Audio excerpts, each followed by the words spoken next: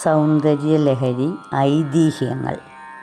ശങ്കരാചാര്യർ ഒരിക്കൽ കൈലാസത്തിൽ ചെന്നപ്പോൾ അതിൻ്റെ ഭിത്തിയിൽ 100 ശ്ലോകങ്ങൾ എഴുതിയിരിക്കുന്നത് കണ്ടു. അവ ഭൂമിയിലേക്ക് കൊണ്ടുപോയിക്കൊള്ളാൻ ശിവൻ അനുവാദം നൽകി.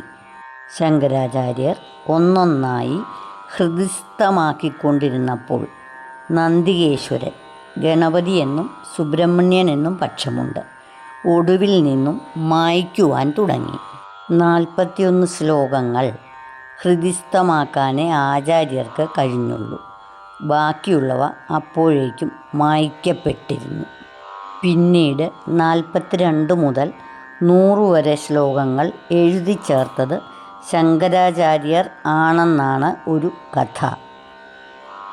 ആദ്യത്തെ 41 ശ്ലോകങ്ങൾ ഭഗവാൻ ശിവനോ പാർവതീദേവിയോ രചിച്ചു എന്നും ഐതിഹ്യങ്ങൾ പറയുന്നു.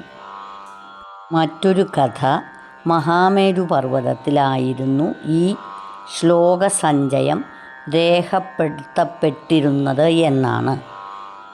ഗൗഡപാദാചാര്യർ അവ ഭൂമിയിലേക്ക് കൊണ്ടുവരികയും സ്വശിഷ്യനായ ഗോവിന്ദാചാര്യർക്ക് നൽകുകയും ചെയ്തു.